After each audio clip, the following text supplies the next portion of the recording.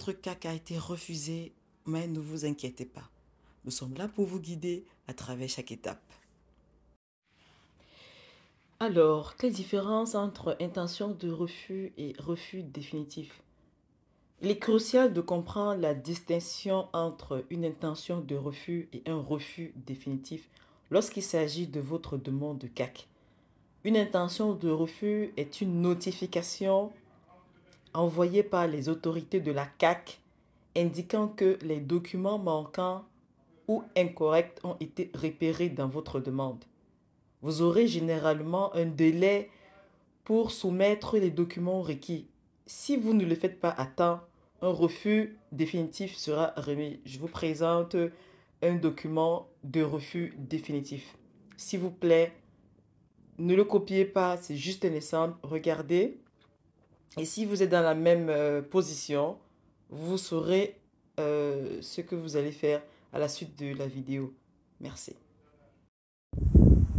Bonjour à tous les étudiants internationaux. Si vous avez reçu un refus de certificat d'acceptation du Québec, entre parenthèses, la CAC comme on appelle souvent, ne désespérez pas. Dans cette vidéo, je vais partager avec vous des informations essentielles pour comprendre la situation. Pour comprendre la situation et prendre des mesures nécessaires. Donc, restez jusqu'à la fin pour un appel à l'action important. Commençons. Allez, dans le développement de notre sujet, nous allons aborder 7 points. D'accord? Nous allons aborder 7 points. Le premier point sera ou concernera la différence entre intention de refus et refus définitif. D'accord? La deuxième étape, on va passer à comment monter un dossier de la CAC vous-même. Ça veut dire vous pouvez monter votre dossier vous-même ou si vous avez besoin d'aide d'une tierce personne. En troisième position, maintenant, nous allons parler des documents requis pour la demande de la CAC. Donc, je vais expliquer chaque document et son importance. En quatrième position, maintenant, nous allons parler de la raison courante de refus. Donc, je vais illustrer quelques exemples concrets avec vous. En cinquième, maintenant, 5 erreurs fréquentes à éviter. Donc, je vais donner des exemples sur le calcul du montant de la scolarité. En sixième position, maintenant, des cas spécifiques. Comment réagir si vous n'avez pas commencé les cours à temps. En septième et dans la dernière, la procédure d'appel en cas de refus. Donc, je vais expliquer comment demander un réexamen. Et puis, nous allons conclure. Est-ce que ça va jusqu'ici? Est-ce que ça va? Parfait. Allez, start. Maintenant, étape pour monter votre dossier de la CAC vous-même. Montez votre dossier CAC avec soin, suivant les instructions fournies par les autorités. Réunissez tous les documents demandés tels que votre certificat de naissance avec le nom des parents, le diplôme d'études secondaires, le relevé des notes, le passeport et la lettre d'admission. Veillez bien à comprendre les exigences spécifiques à votre programme d'études et à votre établissement. Maintenant, passons aux documents requis pour la demande de la CAC. Je vais expliquer chaque document et son importance. Chaque document demandé a une importance spécifique pour évaluer votre admissibilité. D'accord? Donc, votre certificat de naissance, par exemple, votre certificat de naissance prouve votre identité. Votre diplôme d'études secondaires démontre votre niveau de formation. Le relevé de notes que tout le monde connaît confirme vos résultats académiques. Le passeport est nécessaire pour votre identité et la lettre d'admission prouve que vous êtes accepté par une institution. D'accord? À présent, passons aux raisons courantes de refus. Je vais illustrer avec vous des exemples concrets. D'accord? Plusieurs raisons peuvent conduire au refus de votre CAC, tels que les documents manquants, une incohérence dans les informations fournies ou même des erreurs de calcul.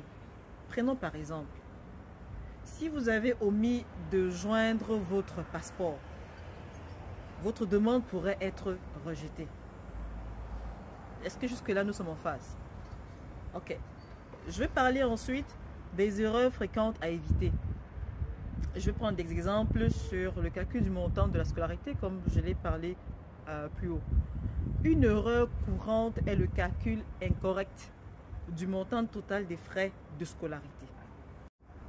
Par exemple, si vous devez payer 1000 $ par session et que vous prévoyez 3 sessions par an, par exemple, pendant 3 ans, le montant total des frais de scolarité sera de 9000 $. Assurez-vous de faire des calculs avec précision. Prenons un cas spécifique. Comment réagir si vous n'avez pas commencé les cours? Ça, je suis en train de vous donner des exemples des cas. Donc, comment réagir si vous n'avez pas commencé les cours à temps? Si vous n'avez pas pu commencer les cours à temps pour des raisons X ou Y ou pour des raisons valables, communiquez avec votre école et les autorités de la CAC le plus tôt possible. Si vous avez déjà reçu une intention de refus, suivez les instructions pour soumettre les documents manquants dans les délais impartis. Si vous avez reçu un refus définitif et que vous avez les éléments justificatifs, soumettez-les à nouveau. Ok? Bon, maintenant, prenons un exemple qui arrive très souvent. Un exemple que nous tous, on a souvent l'habitude d'avoir dans nos refus, quoi. Ça peut arriver à toi ou à n'importe qui, mais ça arrive très souvent. N'hésitez pas à faire pause pour réécouter à nouveau, ou bien si vous avez plus de questions, intégrez le lien Telegram ci-dessous pour poser vos questions. D'accord? Bien, allons-y. Je vais prendre un cas vrai, un cas spécifique qui s'est passé récemment. Nous sommes toujours sur des cas spécifiques. Comment réagir si vous n'avez pas commencé les cours à temps? Imaginez la situation suivante. Vous avez reçu votre certificat d'acceptation du Québec avec une date de validité qui commence le 1er février 2023 et se termine le 30 juillet 2025. Tout est en place. Vous avez votre visa d'études à main et vous êtes retourné au Canada. Cependant, pour des raisons imprévues, que ce soit des problèmes de santé, des retards de voyage ou des circonstances personnelles, vous ne parvenez pas à commencer les cours en février comme prévu. Le scénario peut sembler décourageant, n'est-ce pas? Oh, mon Dieu, un insecte! Vous atterrissez au Canada après le début des cours et vous réalisez que vous risquez d'être en situation de non-conformité. Les cours ont déjà commencé et il semble que votre CAC ne soit plus valable. Dans une telle situation, vous risquez un refus, ce qui peut sembler injuste compte tenu de votre intention sincère de poursuivre vos études au Québec. D'accord? Alors, que pouvez-vous faire dans cette situation délicate? Que pouvez-vous faire? Tout d'abord, gardez votre calme. Ce n'est pas la fin du monde. Même si les autorités de la CAC ne sont pas au courant de vos problèmes, gardez votre calme. Ok? Il existe des moyens de rectifier la situation. Il existe plusieurs moyens de rectifier la situation. Lorsque vous recevez une intention de refus en raison de votre absence de début de cours, ne laissez pas le délai de réponse passer inaperçu. Ok? Donc, si vous pouvez fournir des preuves documentées et des preuves documentées et solides de la raison pour laquelle vous n'avez pas pu commencer à temps, soumettez immédiatement ces preuves. Donc, ces preuves peuvent comprendre les documents médicaux, des preuves de retard de voyage ou d'autres documents justificatifs ou vous-même vous savez les raisons que vous pouvez donner. Si votre intention de refus n'a pas été traitée à temps et que vous avez reçu une lettre de refus définitive, ne désespérez pas. La lettre vous expliquera vos droits de réexamen Ok? Donc, vous avez généralement 90 jours civils à compter de la date de la lettre de demande de réexamen. Ok? Vous avez 90 jours civils à compter de ces dates-là pour pouvoir examiner votre demande. Cette situation peut sembler stressante, ça je le sais, mais avec de la persévérance, de la documentation appropriée et un suivi minutieux, vous avez la possibilité de transformer un obstacle à une opportunité pour poursuivre vos rêves d'études au Québec. D'accord? Maintenant, passons à la procédure d'appel en cas de refus. J'explique comment demander un réexamen. Ok? J'explique comment demander un réexamen.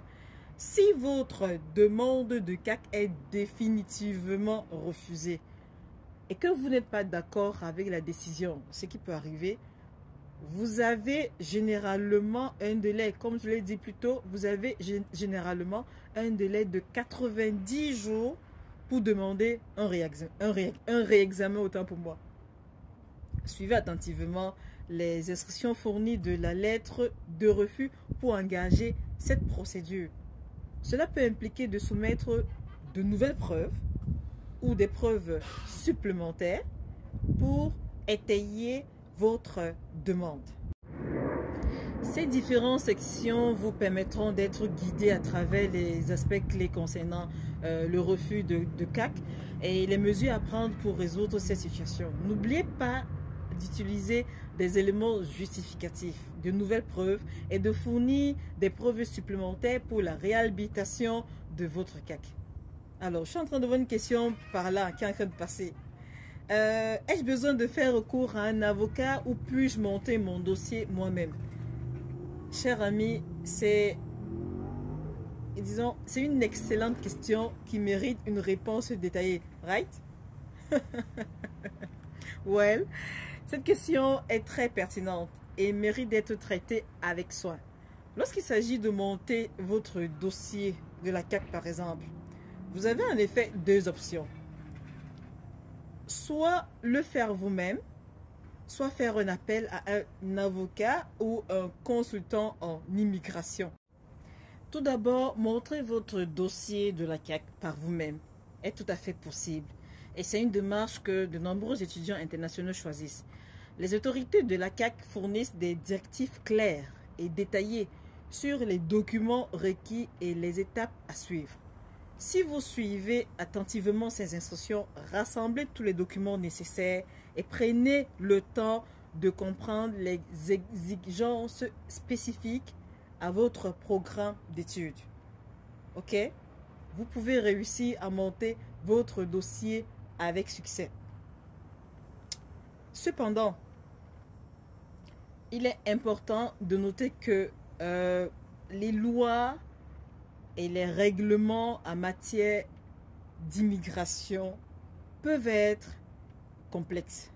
Ok, je le dis en connaissance de cause, ça peut vraiment être complexe. Et chaque cas est unique.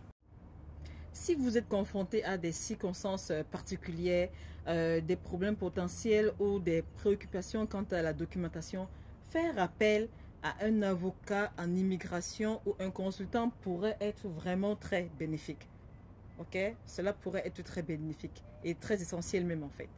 Donc, un avocat ou un consultant en immigration peut vous fournir des conseils personnalisés et une expertise professionnelle.